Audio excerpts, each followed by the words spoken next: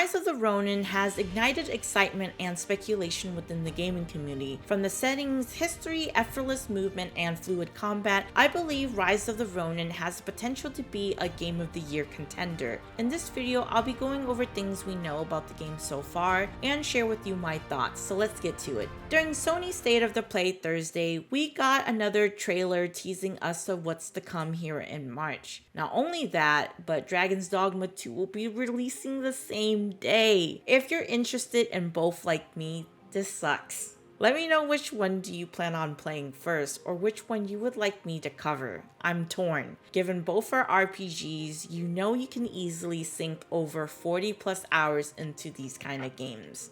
In this game, you'll be able to freely explore Japan, whether you're on foot, glider, or horseback, from the countryside and rural areas of Yokohama, Kyoto, and Edo, which is now known as Tokyo today. This game will be more grounded in the historical drama. Knowing this, I believe it will be easier to follow than that of Wolong Fallen Dynasty in my opinion. I feel like in that game, unless you're familiar with Chinese history and their historical figures or have played Dynasty Warriors, they throw a lot of different characters at you, at least for me, and it's hard to keep up with how quickly they introduce and then move on to newer characters within that game. The story here will weave in real life events, and you have the freedom to dictate the outcome with the choices you make. So the choices you make will matter from the multiple dialogue options presented to choose from. However, it's stated that there aren't too many branches in the main story, but they're more so related to the side missions in the game relating to the main narrative. Decisions like choosing to spare or killing a target during the story, bond missions from the character we come across in the games, and locations will play an integral role. Forming connections with characters will help improve your relationships with them and impact the ending you get. Meanwhile, connections formed with different locations will impact the people in those areas. Your bonds with them grow stronger.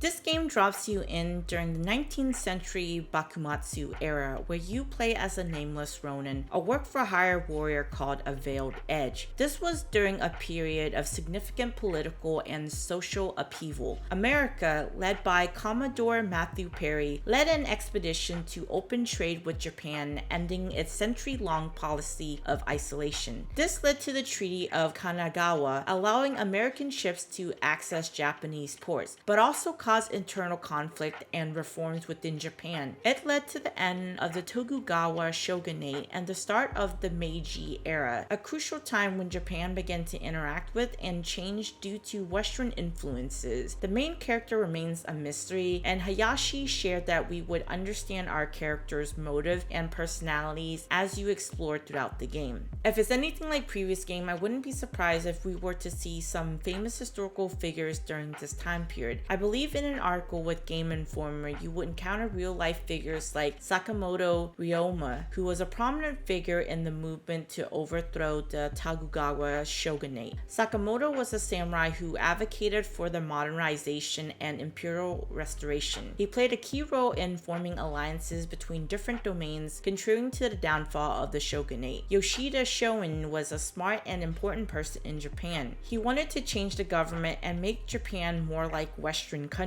His idea influenced other people who later helped Japan become more modern. Even though he died early, what he taught had a big effect on Japan's transformation.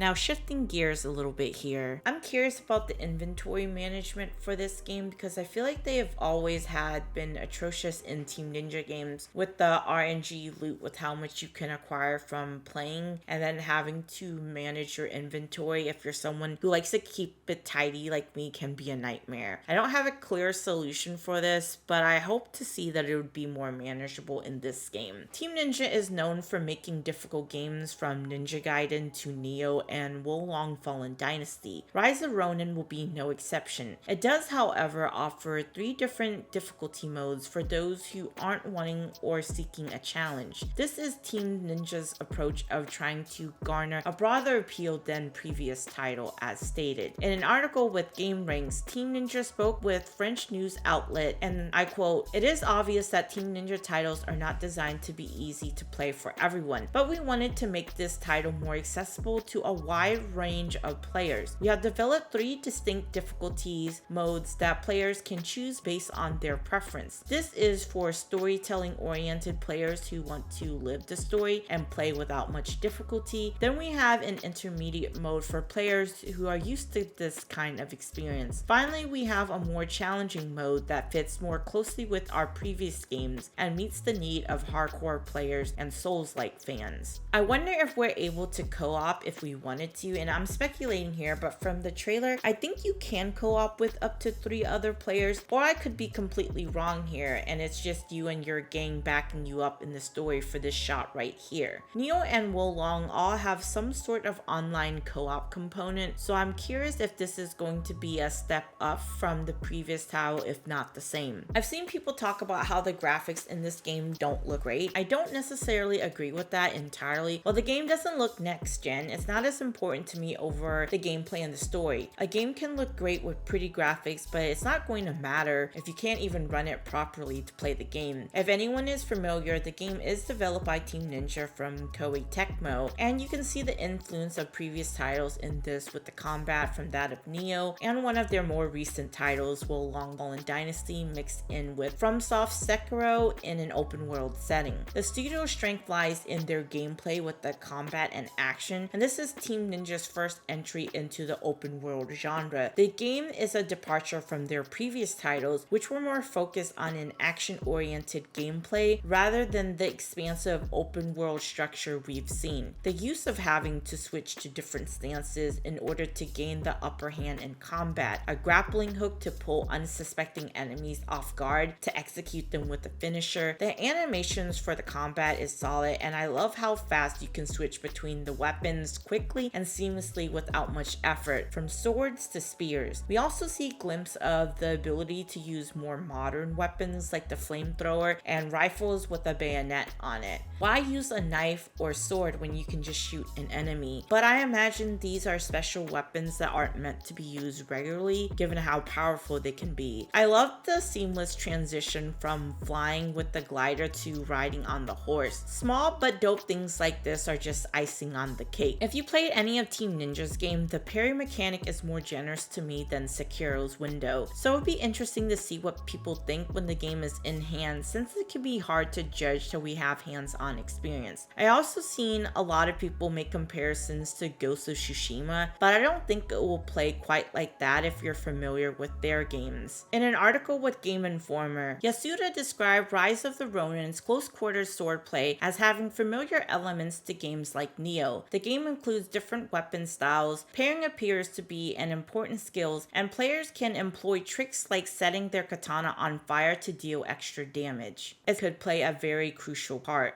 Whether Rise of the Ronin becomes a revolutionary addition to Team Ninja's legacy or face scrutiny upon release remains to be seen. As we eagerly await the experience, the game's departure from the studio's traditional action-oriented titles to an expansive open-world structure signals an exciting new direction. Will it play more like a Souls game or Ghost of Tsushima? Only time will tell. Now, if you made it to the end of the video, drop a like and leave a comment down below on your thoughts of the game. Consider becoming a member to support the channel and therefore me. Subscribe and stay tuned for more updates, and as always, thanks for watching.